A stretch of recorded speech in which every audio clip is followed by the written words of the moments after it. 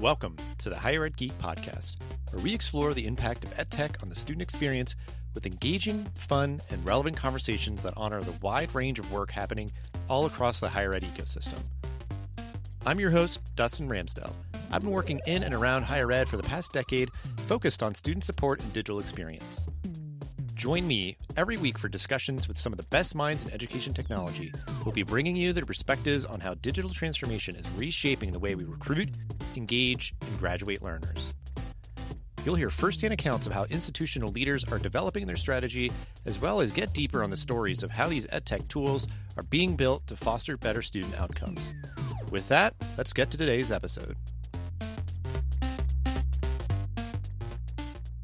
Greetings and welcome to this episode of the Higher Ed Geek Podcast, episode number 340, with Jenny Maxwell of Superhuman returning to the podcast. If you are an avid listener and follower of the podcast here, you may have noticed that Jenny Maxwell was on the show before back in October. I recorded with her live and in person at EDUCAUSE. So I was excited to have her back for a little bit more of an in-depth conversation. This one, again, continuing through this long thread of teaching and learning with AI, really more focused in with the academic integrity piece. Some of the other conversations we've had are more on facilitating courses, augmenting those courses, making those learning experiences for students that much more kind of dynamic and engaging and relevant. This one really is the academic integrity piece, really front and center. So again, that is, I think, what a lot of the kind of conversation and discourse is about, is folks just determining the best path forward for how AI can either enable or inhibit academic integrity, and just really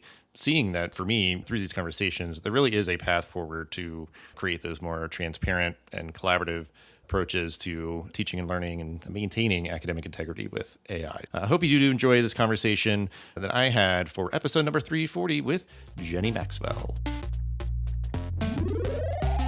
It's always a pleasure to have return guests to the podcast and folks that I just really enjoy talking to. I try to do that a little bit more often nowadays. We've been doing the podcast for a while. It's just people end up coming back just because we've talked to so many people. But happy to have you back on, Jenny, to just talk a little bit more in depth. I think we'll have a little bit more time than we had back in October at EDUCAUSE. Excited to get in a little bit more depth with your work. But if you want to briefly reintroduce yourself to folks that maybe didn't listen to that prior episode and talk a little bit about your background, and then we'll get into more of talking about your work that is happening at Superhuman, formerly known as Grammarly. Thank you, Dustin. Yeah, I'm really excited to keep the conversation going. Hi, everybody. My name is Jenny Maxwell, and I have the privilege of leading the global education team at a company called Superhuman, who now is the sort of parent company over a company you may really know us for, which is Grammarly. So we have several different products and services that we can deliver to education. Grammarly is the most prolific and the one that we've had the longest history with. But yeah, right when I think when we first spoke in October was the day that we announced our rebrand. Yes, it was. Yeah, you might have been the first person I got to publicly share the news with, but it's great to be back. And lots have changed on our side. We'll get into in the last 7 months. We've been very busy. Yeah, because I guess it's like a brief follow-up to that, because I don't think I really got into this aspect of things, but being out and about a little bit more in the forefront in kind of the education space, like I might just be not in the know, but is that sort of like a earnest, concerted effort that's more recent, or has there always been a lot of focus and strategy around the work that you all have been doing in the education space? Yes. If you think back, the origin story from 2009 was very much a consumer product for students. So, our roots are deep and long in terms of delighting and supporting the education space, primarily through students. And we have since evolved to supporting faculty and teachers and enterprises. And also a third of the Fortune 500 had worked with Grammarly prior to our rebrand into Superhuman. The rebrand really positioned us to be able to deliver what Grammarly could deliver, which was this ubiquitous, always on writing assistant, like bringing your high school writing teacher with you wherever you were writing across a million websites and applications. And the goal of us to do that with lots of different agents and products is really the goal. And so keeping us at the forefront of education is it's a non-negotiable for us. We will not be successful unless we work closely and share our vision, and also then bring the social proof and sort of the design heavy lifting that we'll need with our education partners into these conversations. So no, I don't know that my job will never not include the very public facing conversations on panels and podcasts and all the things, just to keep people interested and excited about what our vision is to support AI. Yeah, and I appreciate you clarifying that, because I guess it's that idea of some products are readily utilized by education can be as just one really distinct vertical, as it's often called, but the companies and their people maybe just don't really enter into the conversation really purposely and everything. So I guess that's just put a lot of respect. That just certainly, like recently, I think a lot of these really important conversations around AI, but also just knowing that, yeah, part of the origin story is connected to education. And certainly, even if you all weren't really connected in, it probably was going to be happening anyway. So it's, yeah, we do need to continue to really be a part of the conversation and everything. And yeah, and I guess even now, because you're saying too, because I know folks maybe, just to clarify too, because I guess my understanding with the rebrand too is a similar thing to we see Alphabet or Meta, where there's this overarching umbrella where Grammarly is now one of the products that Superhuman offers. I think there's a few others. I know I've seen some people with the email client, I think, Superhuman Mail, which I need to check out and stuff. So just, yeah, make sure we're all on the same page as we enter into the rest of our conversation here. So one of the recent conversations that you had was at the ASU GSV Summit panel that was addressing cheating in the AI era, moving academic integrity upstream. We recently spoke with some of the other panelists. The folks are following along. I think it was just a prior episode the last couple of weeks. So, we've talked with Turnitin, we've talked with you prior, and it's just interesting to get different reflections on that conversation, because I think you all are working in different but similar ways. But I guess, yeah, just reflecting on that conversation and how you all as Superhuman are viewing AI as an enabler and or a hindrance to maintaining academic integrity. I think what's exciting for me, both as a human being and also as a parent, I have school-aged children, one of whom will enter into the higher education experience in the next few years, is watching the evolution of how faculty want to meet us in the conversations around integrity. The definition, when we were on that panel, we all agreed, there were 4 of us, 5 of us maybe, we all agreed what the definition of academic integrity is, and people being able to confidently say, I operated within the guidelines and the honor code of my institution or my course. What's exciting is working with faculty to help them evolve out of a binary thought process of AI is in violation, and therefore if you use it, it's a hard fail, right? I'm excited that we can start serving new ways of thinking about engaging students with these tools in ways that faculty and institutions feel like they are both supporting learning outcomes, and we can look at the way that students are progressing through these courses alongside the AI, where the AI can actually help support deeper, more reflective experiences than without. And we actually get to a place where there's a new framework of what tools can come in and out that support the student, and where the faculty can stamp this as having integrity. The degree has validation and integrity, and it means something to both the institution and obviously to industry as these people graduate.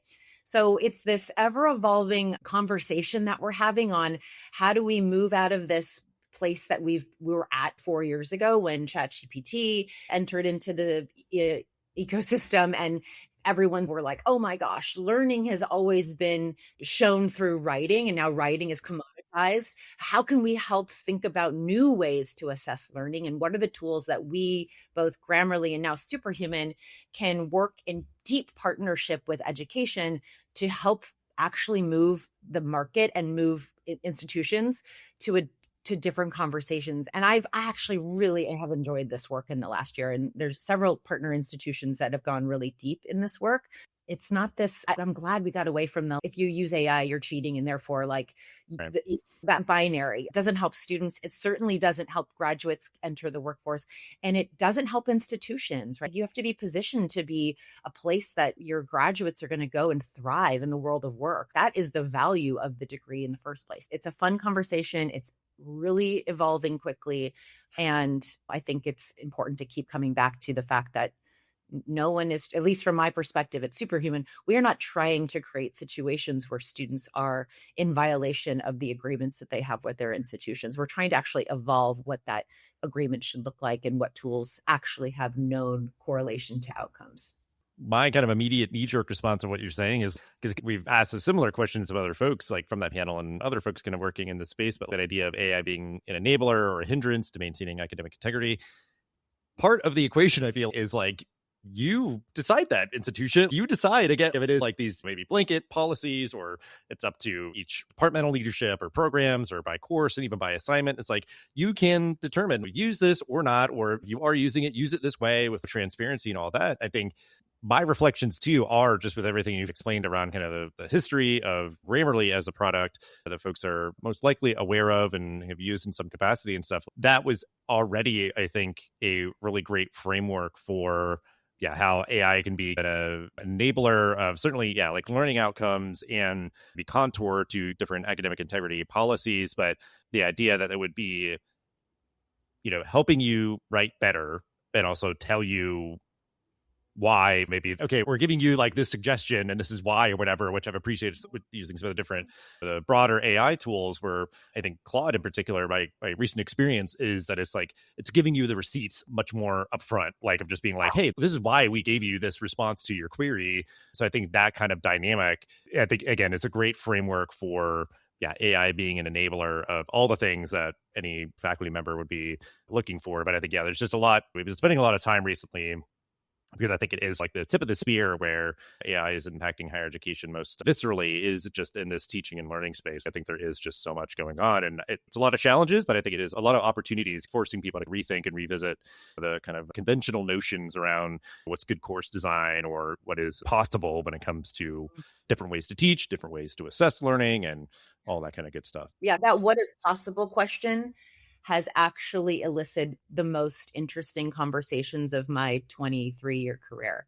I am so inspired by some of the leaders on these campuses that we work with. They're not necessarily the leaders technically have the title where that is their scope and their domain of rethinking AI. It very much feels grassroots, where a lot of passionate teachers are coming to the conversation because they are adopting some sort of bespoke tool that's really transformed how they work with their students. And I'm an eternal optimist, and it just makes me feel really good about enabling more of that at scale, and then bringing those voices really forward to our product team. I do think we position ourselves as one of the best. This is what our biggest partners tell us, is we are the best at connecting feedback to giant engineering and design teams at an AI company, because we do really value the global trust people have had for 17 years with Grammarly, and we are not going to squander that. We are going to covet that, and we're going to approach this space in a different way. And we can talk more about some of the other examples of how we're doing that. But I get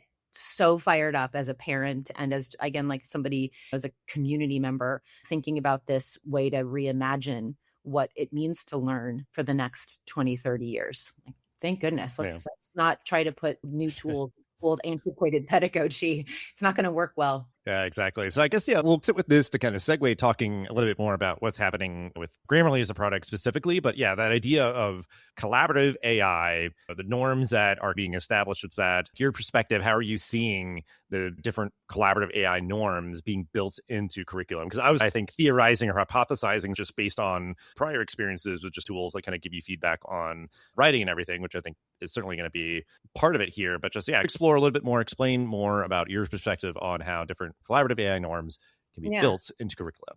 Yeah, there's a couple things that come top of mind. First, one of the things that we quickly pivoted to a few years ago was this notion of, how do we create more trust and visibility into how students are creating their long form content for assignments? And so one of the things, a couple of years ago, we launched a product called Authorship, and Authorship sits on device for students who can, in a sense, show their work on how they are both ideating and outlining and working with not only the Grammarly tool, but other tools they may be given on their campus. There's lots of our partners have purchased licenses to various LLMs. And so this tool really is around becoming the project management timestamp on how these students are working with AI tools. And we have gotten incredible feedback from both our educational partners and also just the tech space. We won EdTech Breakthrough Award with that product. But more importantly, we're hearing from partner institutions that are saying this is allowing faculty to come into different conversations with their students and really shed light into, okay, look, you can give students access to LLMs all you want, but you're not, there's still a black box into how they're prompting. When do they go to an LLM? How often are they struggling with their own thoughts before they go and pivot into a different workflow? And how can faculty come in and coach that moment without authorship? How would they know what's happening in the ethos of agentic tools? That was our first step into coming up with a sort of new collaborative norms in writing. We will not take our foot off of that gas pedal because we just keep hearing it's a really great way to move out of this notion of detection and trying to catch students to, I actually want you to use AI. And I also want to how you're using it so that it can coach you in not stepping away from your voice in certain times or leaning into the tool in an effective way where you're not going to cognitively surrender your incredible human thoughts to something that isn't as good as you are. So there's like a confidence building engine within that tool as well that we're really excited about. And then I'm not really at liberty to share too much about this, but we are in a design phase with ASU on an entirely new experience of writing where AI and humans and faculty all convene in a space, in a sort of container where everything is observable. Everything that the student is working on, how they ideate, how they prompt, how their prompt sophistication grows over time. We're quantifying all of these durable skills that we can glean out of this experience. We're able to give early pilots of this product in the last several weeks have shown quantitative measures of things like empathy and curiosity and prompt sophistication that could potentially then be something like an AI fluency score metric. So that those conversations for me feel like the best use of all of our time. So instead of the like, how do we prevent this or how do we let students adopt just a finite amount of it? Like, how do we, if we were just to say it's all out there in the world, and because it's likely that's now the new norm, how can we bring all of these things together in a way where these students come out of their undergraduate experience so capable and so confident in when to leverage the tool. And so we're in early stage development about, there'll be more about that tool and the sort of broader release likely at EDUCAUSE this year. So more to come on that. And the other thing too is Superhuman is a platform that does already allow for hundreds of connector agents. And so I know that there is immense amount of tech debt in higher ed and in K-12 where lots of schools and institutions are spending money on technology that never actually lands in the flow that it was intended to land in. There's all of this hope and this return will hopefully show up, but students are not sophisticated enough, nor are faculty or teachers because of just professional development time and training to make sure that those tools actually get to the student when they need them or the user when they need them. And Superhuman's promise is because we work everywhere, we can actually not only help prompt things like even things like G Suite or Microsoft, that those agent tools show up for users when they were intended to. And if we can do that, we don't actually become a competitor to anyone. We're actually the grand orchestrator of AI. And so again, these are giant, big processes that we're early stage on, but I could geek out on this part for far too long than our time today. But yeah, I'm seeing a lot of this in both the pedagogical flows we can help with today, but also the reimagining of what this space needs to look like in the next 3 to 5 years. Yeah, absolutely. Yeah, it's very exciting because I think, that sort of conduit, interconnector, orchestrator, whatever metaphor or descriptor you might want to use, I think just AI being something like a catalyst for, this sort of long-held hope and dream and stuff, because it could be like, we have amazing tools and everything, but then maybe just like a sort of collection of islands where it's just, I use it and super helpful, me as a student, but it doesn't know who I am. Like you might assume or hope that it's like, oh yeah, like I know which courses you're in, or I know this or that, and those sort of things, and you might just have to do some manual extra legwork to get it to that point. But if it's just automatic and seamless and that sort of thing, like I think that is on the horizon for sure. And then just a sort of bold circle underline, like I think the transparency piece, the sort of show your work piece, I think is the huge on the other side, the pedagogical kind of side of things. So I think Yeah, that's the perfect mix, I think, of the teaching with AI and about AI. That idea that I can give you feedback on your prompting or whatever else, or just how you're interfacing with it. But the idea of, yeah, we're bringing this into the process of like you're ultimately producing something that was going to be submitted for an assignment and be assessed on kind of your understanding of the content and the concepts and everything. But then I think, yeah, it's interesting because I think, yeah, you were giving a very zoomed in micro example, but then that macro of sort of the whole kind of institutional tech stack and that sort of thing, both important in their own ways, but it is that idea of there's impacts with what we're talking about from, yeah, like right there on the ground, again, at 30,000 feet up. Yeah. And I think that's our moral obligation as an AI company, is to be able to say definitively that there's correlation across students with these are the tools that we can help you leverage as a student. We can provide your own understanding and sort of data on how these tools are helping you in your assignment. We can do that at scale, and we can start showing instructors, like, hey, these are the agents or these are the tools that have the highest propensity to be in the workflows for your top performing students. And then what does that mean for an education institution? Like, how can they actually start looking at their entire tech stack? How do we help inform better buying decisions? And I'm a taxpayer. I will die on the hill of public education. And I want to make sure that our partners can make sure that they're spending on tools that show that the ROI that they hoped and dreamed about, they were attaining. And we get to a place where we're starting to tackle the ever growing and looming problem that is engagement and retention and the 40 million adults with some, but not all college completion. So the macro view to me is the stuff that keeps me up at night. And I get really excited about our unique position because we are ubiquitous. So you don't get the tools if you're just in our workspace, you get them everywhere. And I feel like that's going to be how we turn a lot of these institutions into powerhouses, leveraging AI that's data-driven, where there's success. And one thing that AI is actually really good at is predictive modeling. And so are there other better ways that Superhuman can insert tools or recommendations for students that are showing some early signal of potentially being a retention risk?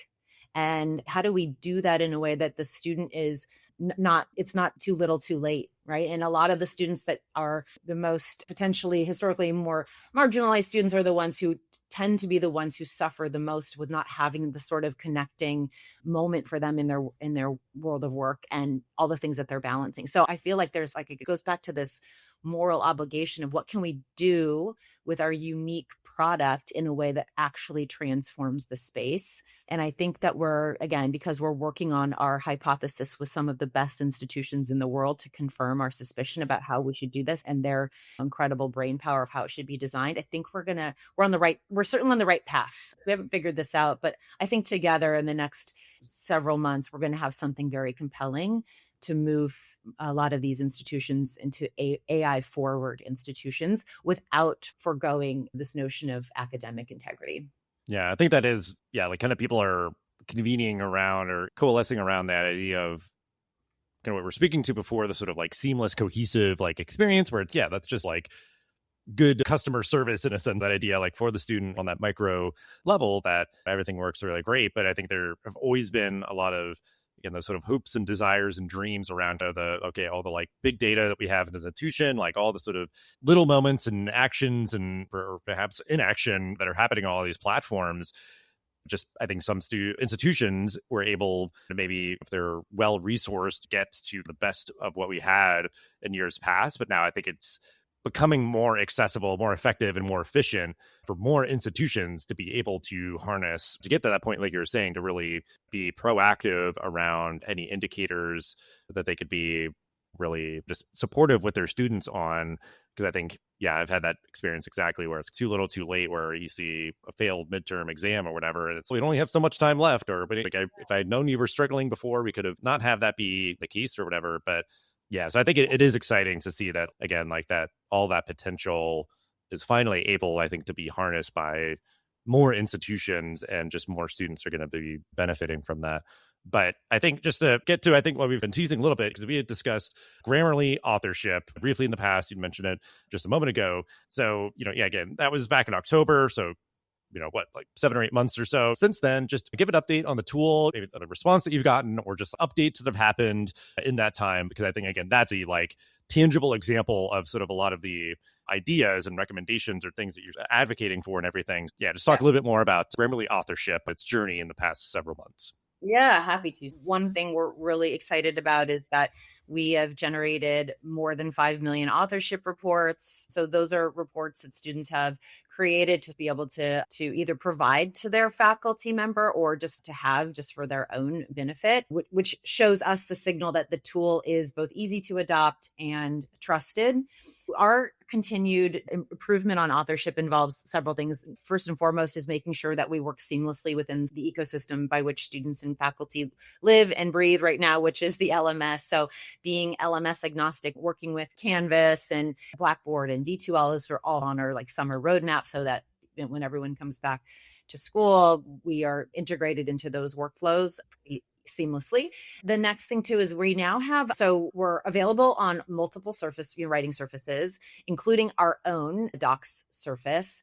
And we can give within authorship, we can give agent attribution now. So when students are writing and leveraging both the Grammarly agents or other agents on our bench, that tool usage is showing up in the authorship report as well, which is really exciting. We know agentic AI is going to be a big part of the go forward ecosystem. Knowing that you can get all of that insight into how your students are writing today is exciting.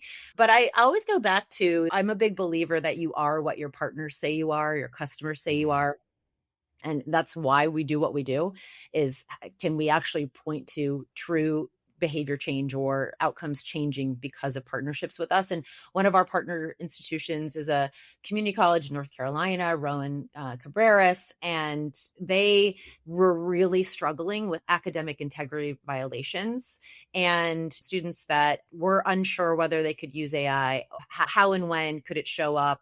And they adopted Grammarly authorship and within one semester saw a 96% reduction in academic integrity violations. So think about that many at scale, fewer people having awkward conversations with their faculty member, landing down the hall in the Office of Academic Integrity.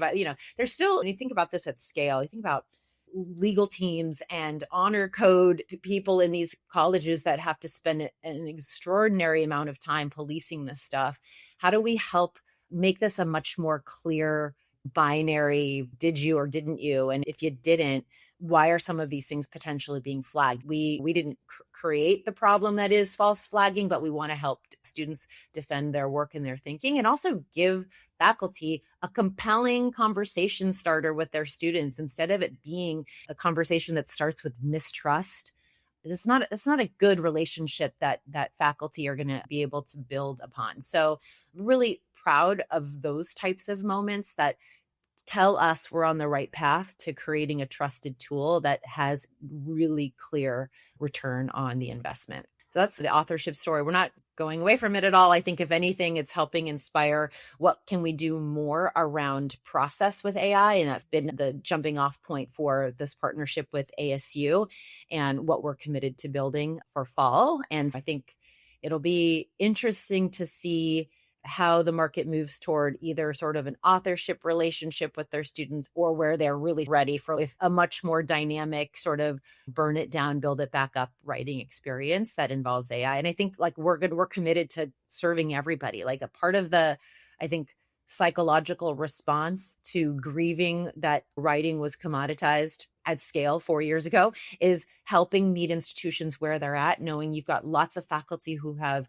deep expertise in their field and they want to be able to adopt tools that feel right for their students in their course and meet them where they're at. And I think that's our continued commitment, is hyper personalization, being able to have guardrails up on what courses or what institutions want generative capabilities turned off, and for certain populations of students that maybe need to have a few more semesters under the belt before their faculty feel like they're ready to turn it on. If that's your thing, great, we can support that work for you. So this hyper flexibility in allowing the institutions to dip their toe great. We can do that.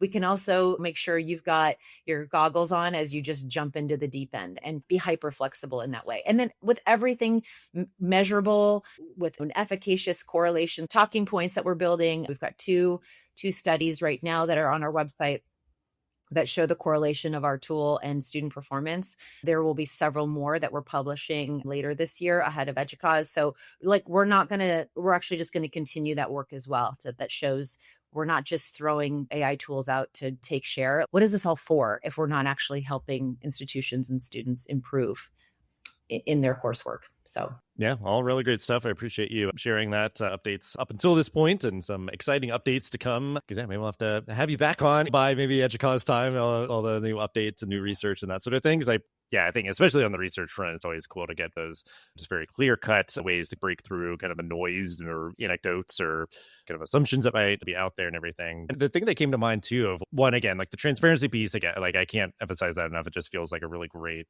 mindset paradigm to be able to achieve now and really to utilize is that idea of like, because I think back in the day, if it was like, hey, you can't use Wikipedia or whatever, it's like, you would never really know for sure if they did or didn't. You just, that's the rule, and just you're on the honor system here.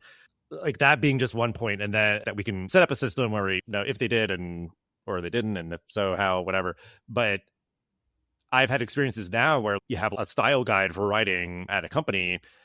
It's just something where it's, hopefully it gets incorporated into your muscle memory or whatever, or you maybe have to like check it multiple times or whatever to make sure you're doing things correctly.